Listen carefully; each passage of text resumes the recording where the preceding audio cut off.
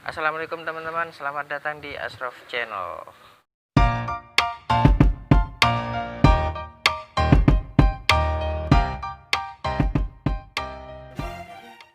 Oke teman-teman, jadi kali ini itu gue punya segmen baru, namanya itu ngopini. Jadi di ngopini ini gue itu berusaha membuat opini-opini yang gue rasa itu menarik gitu. Entah nantinya kalian menganggap itu menarik atau enggak, ya nggak apa-apa, terserah. Tapi gue mau ngingetin lagi, sebelumnya kalian silahkan subscribe dulu di bawah. Oke, terima kasih. Nah, di konten ngopini yang pertama ini gue mau ngebahas tentang Indonesia, krisis bahasa Indonesia. Kenapa? Karena gue rasa ini sangat penting. Soalnya gini loh teman-teman, gue tuh sedih sebenarnya kalau ngelihat orang Indonesia itu dia tidak paham terhadap bahasa Indonesia atau tidak ngerti gitu ke bahasa Indonesia. Dan ini memang kejadian yang banyak terjadi sebenarnya di masyarakat. Dan memang tidak dapat dipungkiri bahwa di kalangan masyarakat kita itu masih banyak orang-orang yang belum begitu menguasai terhadap bahasa Indonesia ini sendiri. Apalagi yang bernotabenenya itu penduduk desa. Tapi saya tidak mengatakan bahwa orang desa itu tidak paham terhadap bahasa Indonesia. Hanya kebanyakan saja masih ada yang belum menguasai seperti itu. Nah, hal ini kok bisa terjadi? Padahal kan desanya ya masih di Indonesia juga. Toh orangnya orang asli Indonesia. Kok bisa gitu terjadi seperti ini? Padahal kan bahasa Indonesia itu merupakan bahasa persatuan sesuai bunyi dalam Sumpah Pemuda, kami putra dan putri Indonesia menjunjung bahasa persatuan bahasa Indonesia. Nah, jadi hadirnya bahasa Indonesia ini itu merupakan untuk menjadi bahasa persatuan. Aslinya dengan bahasa ini masyarakat atau suku-suku yang bermacam-macam itu bisa bersatu seperti itu. Ya, soalnya kan nggak lucu juga, misalnya orang Madura dia ngobrol sama orang Papua tapi pakai bahasa daerahnya masing-masing.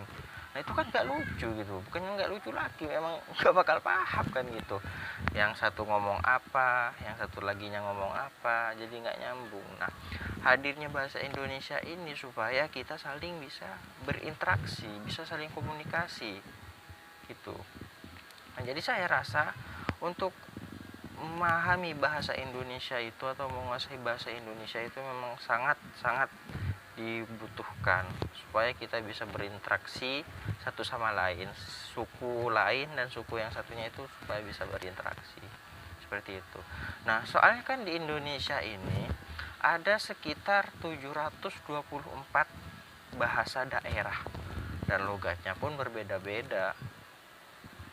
Nah, kalau 724 bahasa ini dia tetap menggunakan bahasa daerahnya ketika berinteraksi dengan orang daerah lain, itu kan nggak bakal paham. Nah, jadi hadir bahasa Indonesia seperti itu. Nah, mirisnya lagi itu di SD sampai SMA itu ada memang pelajaran bahasa Indonesia, tapi yang diajarkan cuman ya membuat puisi, membuat pantun, cara membuat paragraf ini, paragraf itu. Tidak diajarkan atau tidak disuruh menghafal kosakata bahasa Indonesia seperti itu. Iya, mungkin kalau yang sekolahnya di kota itu perasaannya kalau disuruh menghafal kosakata bahasa Indonesia. Tapi kalau kita lihat orang-orang atau anak-anak yang sekolah di pedesaan yang mereka masih kental dengan budayanya, dengan bahasa daerahnya, itu sangat bermanfaat jika disuruh menghafal kosakata bahasa Indonesia seperti itu. Ini saya tidak mengatakan kurikulum bahasa Indonesia itu buruk, tidak, tapi ini hanya menurut pendapat saya saja. Entah nantinya kalian memiliki pendapat lain, ya silahkan saja komen di bawah. Coba misalkan saja di sekolah itu satu hari atau satu kali pertemuan seminggu itu disuruh menghafal 5 kosakata atau sampai 10 kosakata bahasa Indonesia. Itu 1 bulan saja sudah berapa yang dia hafal. Sedangkan bahasa Indonesia itu masih hanya sekitar 127.000 kosakata. Itu kita pasti akan gampang nantinya ketika kita ingin merantau kemana gitu. Ketika kita bertemu dengan suku lain, dengan orang desa lain, itu kan jadi kita bisa berinteraksi. Nah, memang dalam bahasa Indonesia itu masih ada beberapa kosakatanya itu yang belum lengkap. Contohnya saja di bahasa Madura ya, karena saya ini orang Madura.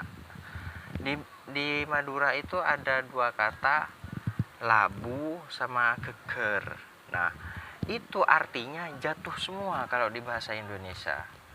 Tapi labu sama geger ini jatuhnya itu berbeda. Kalau labu itu biasanya digunakan kayak orang kepleset, nah, terus itu jatuh. Nah, itu bahasa Indonesianya labu. Nah, kalau geger ini ya, kalau geger ini itu biasanya digunakan kayak misalnya orang naik tangga atau naik pohon lalu dia jatuh. Nah, itu geger. Nah, itu kan beda jatuhnya. Sama-sama jatuh kalau bahasa Indonesianya, tapi kalau bahasa daerahnya itu kan berbeda. Memang masih ada bahasa yang seperti itu. Nah, jadi marilah kesimpulannya tuh kita lah kalau jadi orang Indonesia itu setidaknya sedikit memahami lah terhadap bahasa Indonesia itu.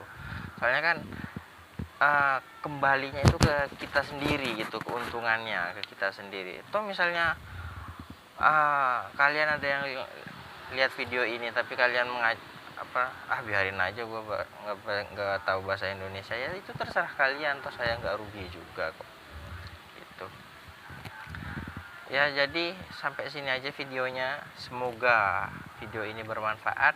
Jangan lupa like, comment, and subscribe. Oke. Assalamualaikum.